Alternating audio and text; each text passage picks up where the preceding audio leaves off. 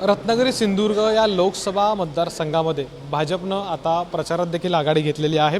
अर्थात उमेदवार कोण याची प्रतीक्षा कार्यकर्त्यांना आहे, त्यांच्या नावाची प्रतीक्षा कार्यकर्त्यांना आहे। पण साधारणपणे भाजपचे कार्यकर्ते किंवा नेते यांचं म्हणणं असं आहे की उमेदवार हा कमळावरचा असेल। मी इथल्या काही पदाधिकाऱ्यांशी बोलतो। काका, अपेक्षा कितपत आहे उमेदवार हा भाजपचाच असेल याची? आमची 100% खात्री आहे की भाजपचाच उमेदवार यावेळी मिळेल आणि मिळावा।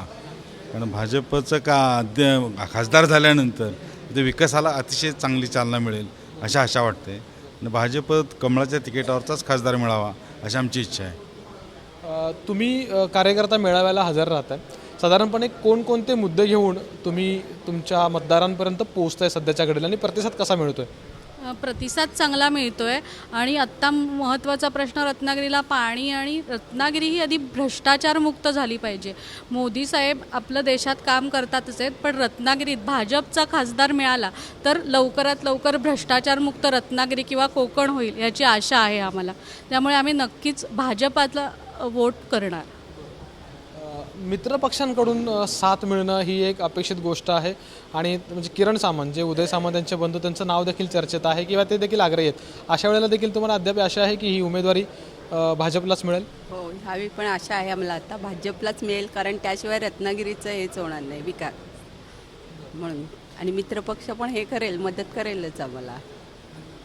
तर ह्या कार्यकर्त्यांच्या भावना आहेत। काही प्रमुख पदाधिकारी आहेत म्हणजे जिल्हा कार्यकारिणीची, त्यांच्याशी मी बोलण्याचा देखील प्रयत्न करणार आहे, कारण की मित्रपक्ष नेमका या प्रचारात कुठं असणार आहे, त्याची साथ, त्याची मदत कशी असणार आहे हे मी समजून घेणार आहे। माजी आमदार आहेत बाळा माने सर, मित्रपक्षाची साथ म्हणजे प्रचार तर तुम्ही सुरू केलेला आहे, पण महायुती म्हणून एक संध एकत्र कधी दिसणार आहात? नाही, विषय असा आहे, भारतीय जनता पार्टीच्या माध्यमातून नमो संवाद सभा अशा प्रकारचा कार्यक्रम आम्हाला आला आहे आणि आजपासून पुढच्या 27 एप्रिलपर्यंत रत्नागिरी मतदारसंघात 56 नमो संवाद सभा आम्ही सगळे कार्यकर्ते पदाधिकारी घेणार आहोत आणि जवळजवळ 15,000 मतदारांची थेट संपर्क आहे। हा राष्ट्रीय पक्षाचा कार्यक्रम आमच्याकडे आलेला आहे आणि महाराष्ट्रामध्ये महायुती आहे, देशामध्ये राष्ट्रीय लोकशाही आघाडी आहे आणि त्यामुळे प्रत्येक पक्ष आपापलं काम करतोय।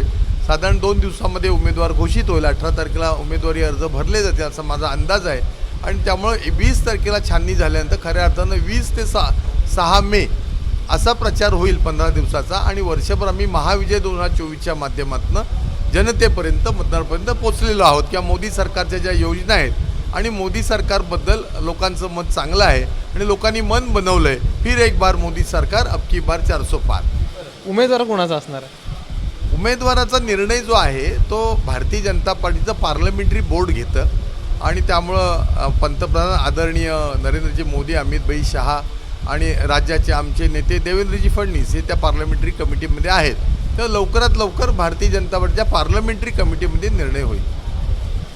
तर नक्कीच एकंदर आत्ता जर बघितलं तर सर्व पदाधिकारी हे प्रचारामध्ये व्यस्त आहेत आणि सगळ्यांना उत्सुकता आहे ती म्हणजे उमेदवार कोण असणार आणि कुणाच्या नावाची या ठिकाणी घोषणा होणार आहे। पुढच्या 2-4 दिवसामध्ये कदाचित या प्रश्नांचे उत्तर आपल्याला मिळून जातील। कॅमेरामॅन महबूब शेखसह अमोल मोरे, एबीपी माझा, रत्नागिरी। एबीपी माझा, उघडा डोळे बघा नीट।